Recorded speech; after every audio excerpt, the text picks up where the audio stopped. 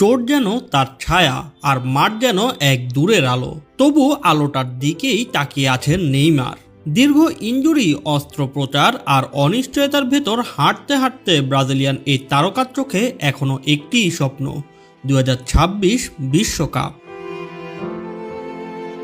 সান্তোসের রাজপুত্র যেন নিজের শরীরের সঙ্গেই লড়ছেন প্রতিদিন। 2025 সালের ডিসেম্বরে হাঁটুর অস্ত্রোপচার, এসিএল চোটে প্রায় 1 বছর মাঠের বাইরে। সময়ের সঙ্গে সঙ্গে চোটও যেন বেড়েছে। বয়স এখন 34 আর প্রত্যাবর্তনের পথটা হয়ে উঠেছে আরও খাড়া, আরও অনিশ্চিত। তবুও স্বপ্নের কাছে হার মানেননি তিনি। অবসরের সম্ভাবনাও উড়িয়ে দেননি, আবার দরজাও বন্ধ করেননি। ভবিষ্যৎ নিয়ে ধোঁয়াশার মাঝেই এগুচ্ছেন দিন গুনে গুনে। ব্রাজিলিয়ান একটি টিভি চ্যানেলকে দেওয়া সাক্ষাৎকারে নেইমার বলেন, ভবিষ্যৎ আমার জন্য কি নিয়ে আসছে তা আমি জানি না।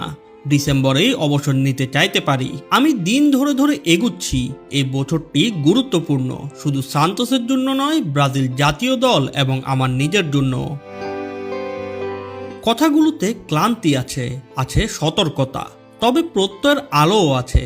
পূর্ণ ফিটনেস ফিরে পাওয়ার লড়াই রয়েছে সম্পূর্ণ। এই মৌসুমে শতভাগ ফিট হয়ে ফিরতে চেয়েছিলাম, এজন্যই কিছু ম্যাচে বিশ্রামে ছিলাম।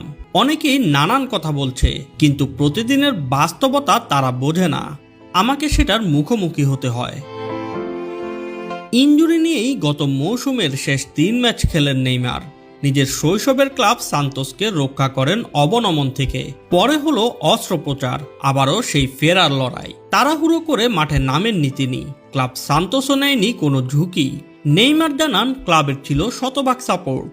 সান্তোস এ বিষয়ে দারুণ একটি পরিকল্পনা করেছে।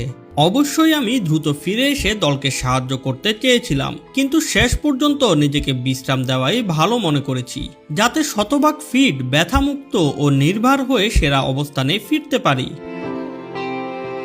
ফেরার ম্যাচে কিছুটা শক্তিশালী নিজেকে আবিষ্কার করেছেন তিনি। তবু জানেন, ছন্দ ফিরে পেতে সময় লাগবে। জানেন কি করলেই কেবল জায়গা হবে বিশ্বকাপের দলে। শেষ ম্যাচে ভালোভাবে ফিরতে পেরেছি। আগের চেয়ে কিছুটা শক্তিশালী হয়ে মাঠে ফিরতে পেরে আমি খুশি ও স্বস্তি বোধ করছি। অবশ্যই ছন্দ ফিরে পেতে সময় লাগবে, তবে ধৈর্য ধরে এগুলে শতভাগে পৌঁছাতে পারবো। ধাপে ধাপে এগুচ্ছি। ভবিষ্যৎ কি হবে জানি না, আমার অনুভূতি সিদ্ধান্ত নেবে। প্রতিটি দিন আলাদা করে এগুচ্ছি। 2023 সালের অক্টোবরের পর থেকে জাতীয় দলে দেখা যায়নি তাকে। এখন ব্রাজিল